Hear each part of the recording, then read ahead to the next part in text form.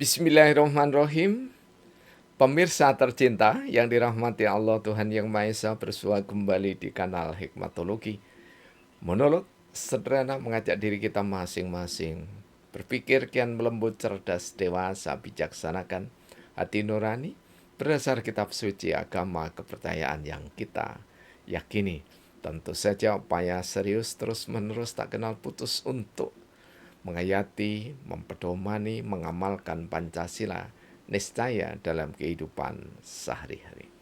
Pemirsa, evaluasi adalah bagian integral dari kehidupan anak manusia, atau penilaian kembali, menilai ulang, menilai pekerjaan dini adalah keniscayaan. Hal ini tentu saja dilakukan sejak manusia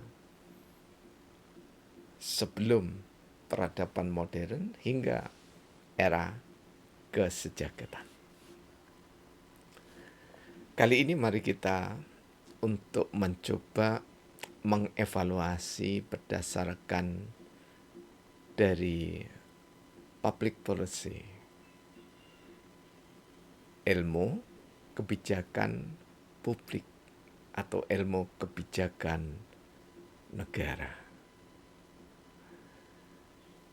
Namun upaya yang kita lakukan ini adalah untuk mencoba melalui hikmatologi kita evaluasi tentang proses penerapan demokrasi, khususnya yang paling dekat dengan kehidupan kita saat ini di Indonesia adalah pemilihan umum kepala daerah.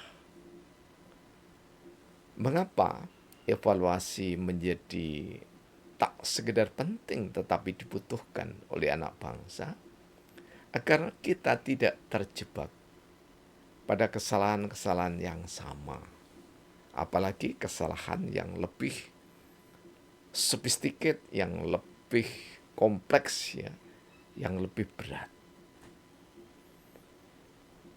Karena itulah mari kita lihat apakah pemilu kada sudah memenuhi unsur-unsur yang ada di dalam hikmatologi. Mengapa standar hikmatologi yang kita terapkan?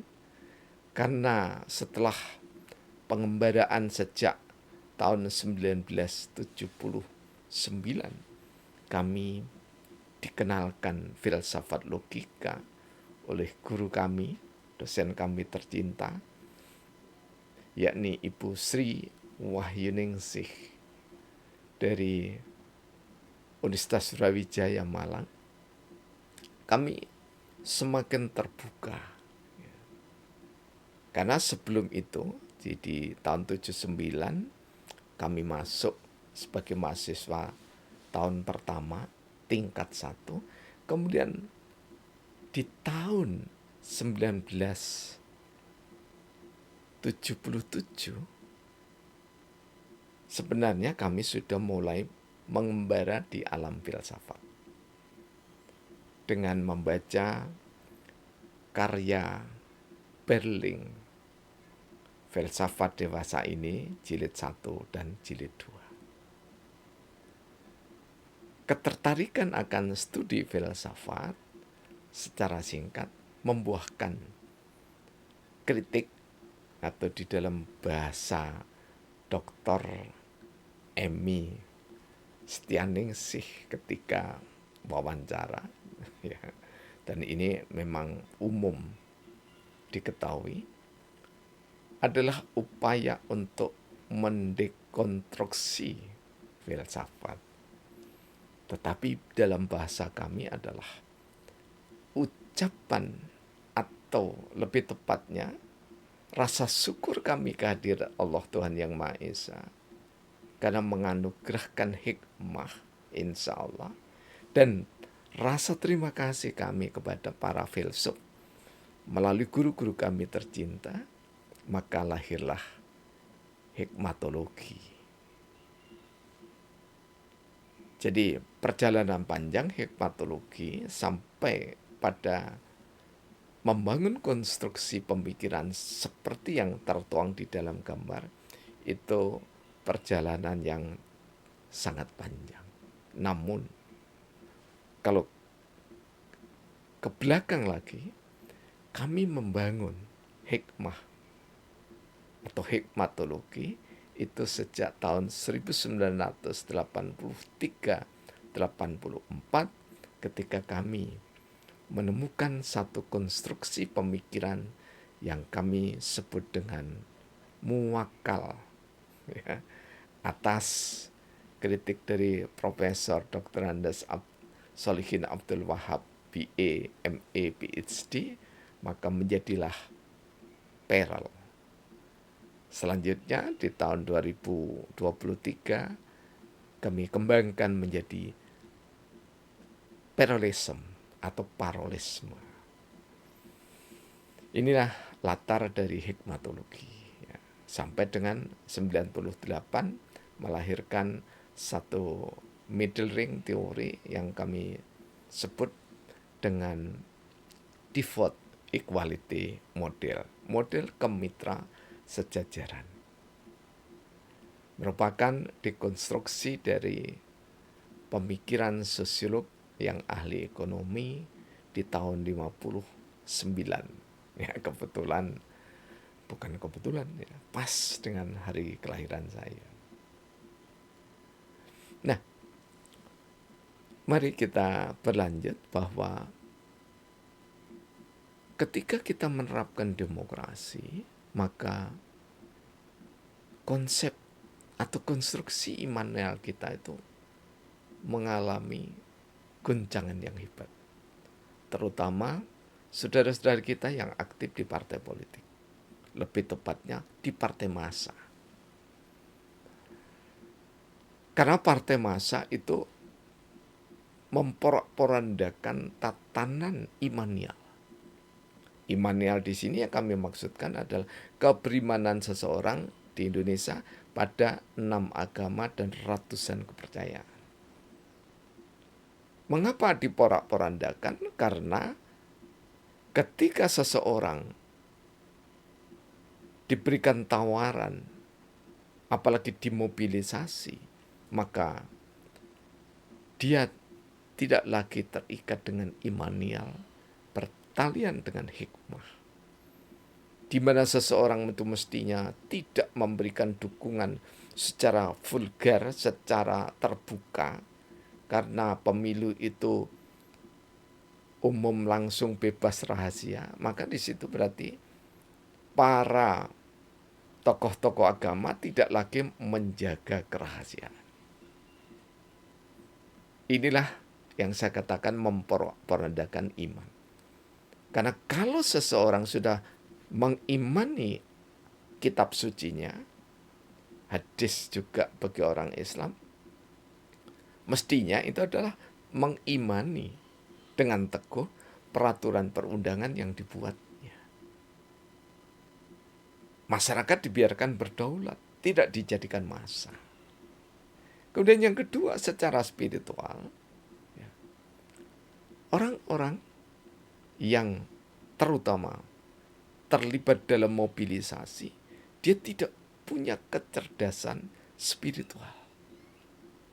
Karena dia digiring oleh elit politik, ya, lebih tepatnya elit politik, untuk memilih yang disuguhkan. Pada saat ini, kecerdasan spiritual seseorang direduksi atau dikerdilkan hanya menjadi pilihan atau suguhan dari elit partai tersebut. Pada gilirannya, kecerdasan intelektual yang ini disimbolkan dengan sarjana, doktor, guru besar, di dalam pemahaman demokrasi atau di dalam penerapan demokrasi banyak yang rusak. Tak jarang manusia yang tidak memiliki prestasi akademik dan juga kurang tanggap pada kehidupan berbangsa dan bernegara, sekedar tanggap pada partai massa, maka mendapatkan gelar Dr. honoris causa, mendapatkan guru besar Profesor Dr. honoris causa. Kalaupun seseorang memang berjasa bagi bangsa dan negara, maka gelar Dr. honoris causa ataupun guru besar honoris causa niscaya sebelum menganugerahkan gelar kehormatan itu ada karya ilmiahnya sesuai dengan kapabilitas atau bidang yang digeluti oleh sang tokoh itu. Jadi pengalaman kami sebagai pimpinan perguruan tinggi swasta selama 12 tahun, kemudian menjadi sekretaris program studi magister sekaligus membantu program doktoral atau S3, ya, sangat paham tentang proses pemberian gelar doktor maupun guru besar honoris causa. Ada di dalam statuta perguruan tinggi. Sehingga kita di alam modern ini bisa menyaksikan bahwa ada perguruan tinggi bergengsi di negeri tercinta ini.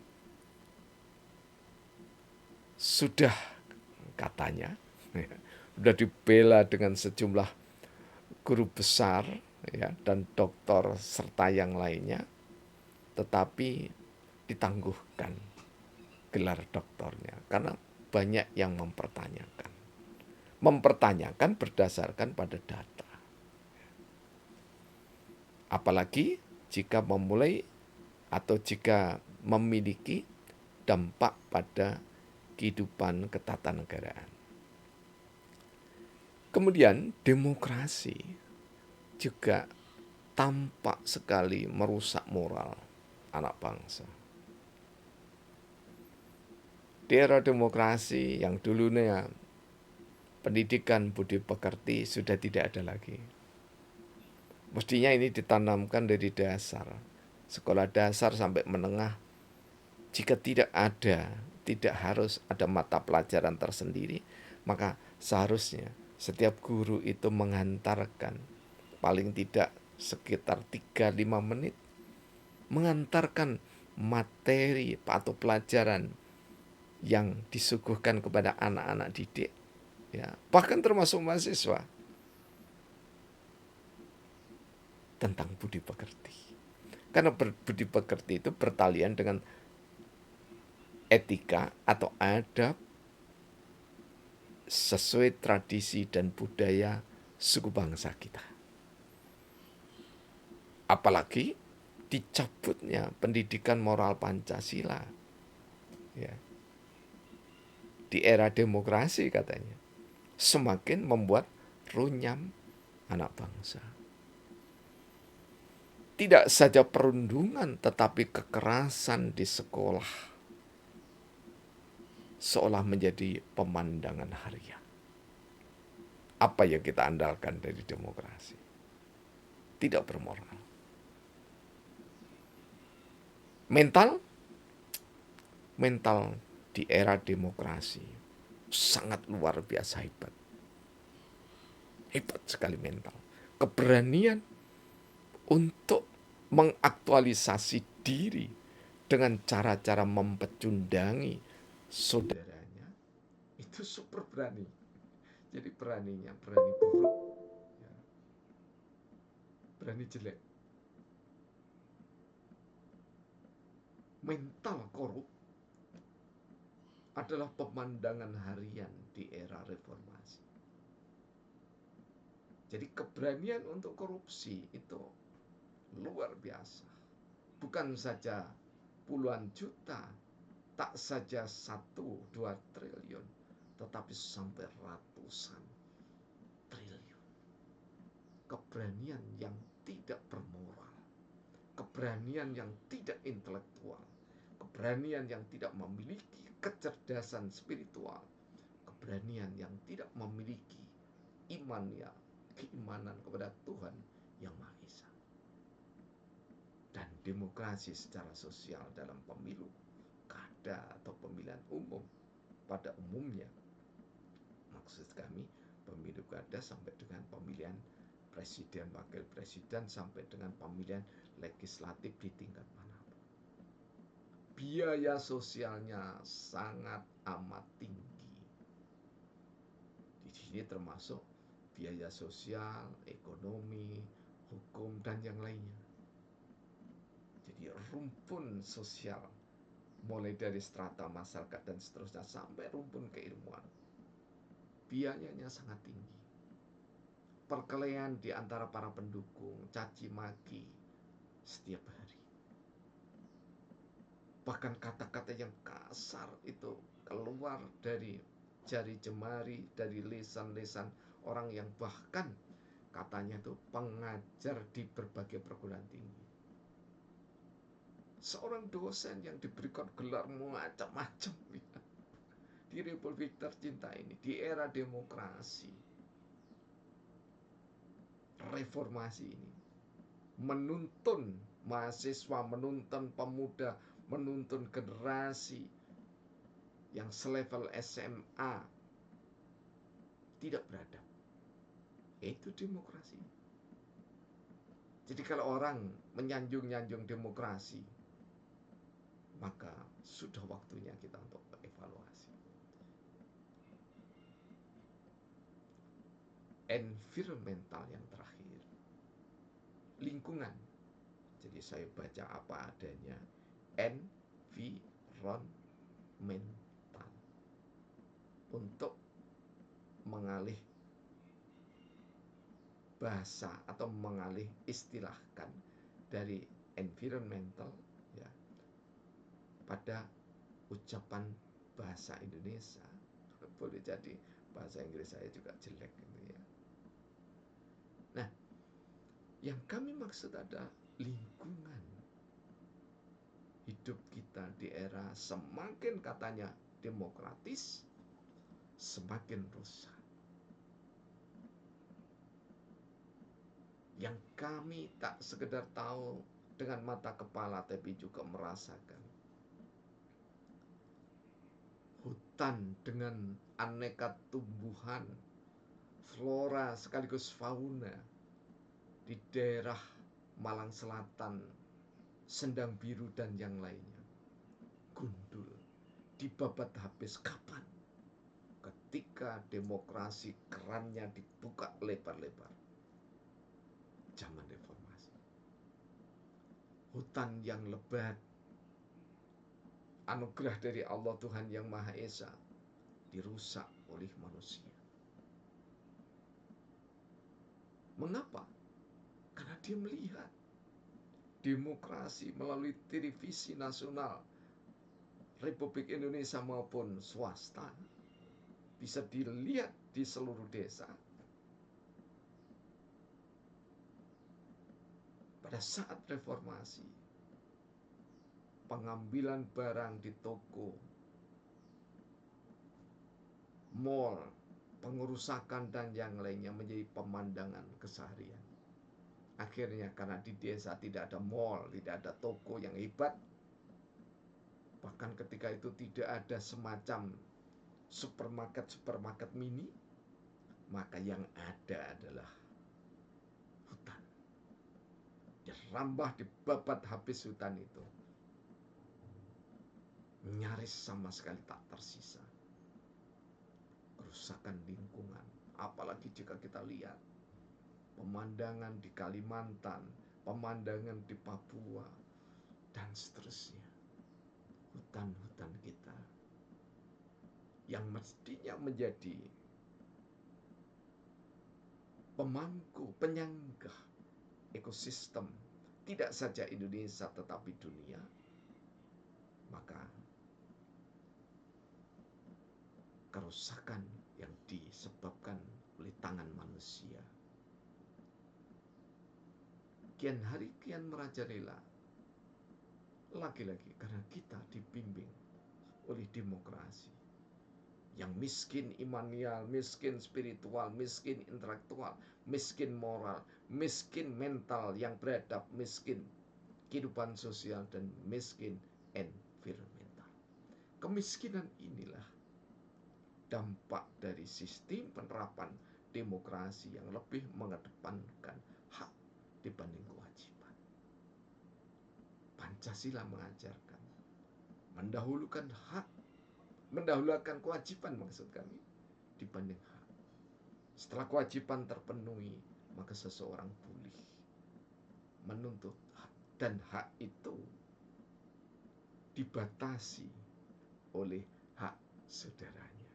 Hak pada lingkungan juga dibatasi oleh kebutuhan flora fauna lingkungan yang beradab. Hikmatologi, sementara jika ada atau tak sedikit yang membenci, maka kalau berdasar pada pemahaman dari seorang guru besar yang memberikan apresiasi pada karya Max Weber di dalam The Spirit, maaf lupa judulnya, The Ethic Protestant and the Spirit Capitalism. Ya.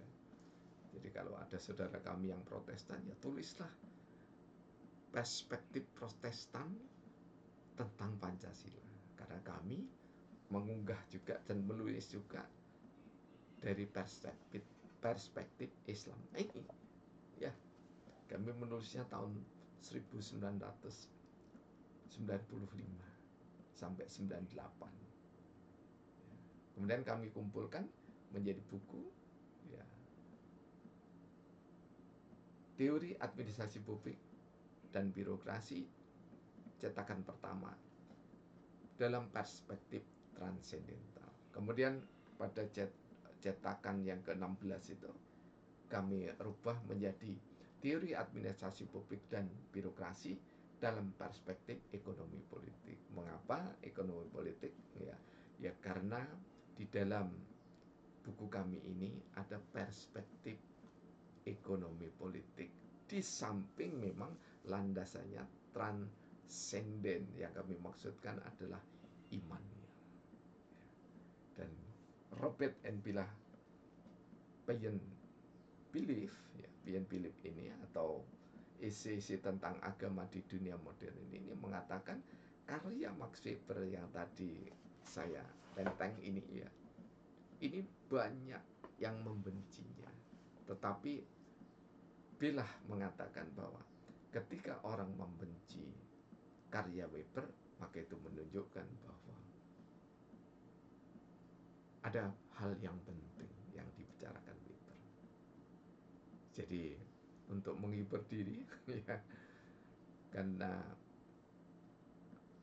ada sejumlah orang, saudara-saudara kami yang hanya mendengarkan, atau lebih tepatnya hanya melihat judul yang ada di video kami di kanal Hikmatologi, langsung membuat kesimpulan. Jadi kesaktiannya luar biasa.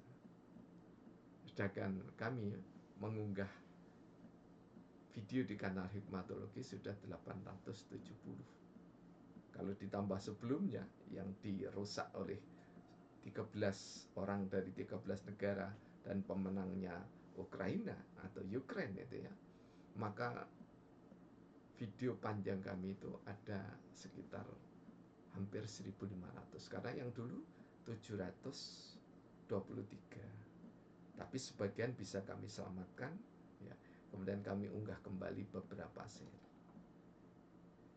Pemirsa, semoga seluruh kepala daerah yang terpilih benar-benar menjadi pemimpin sehingga amanah dan tidak mengkhianati sumpah jabatannya.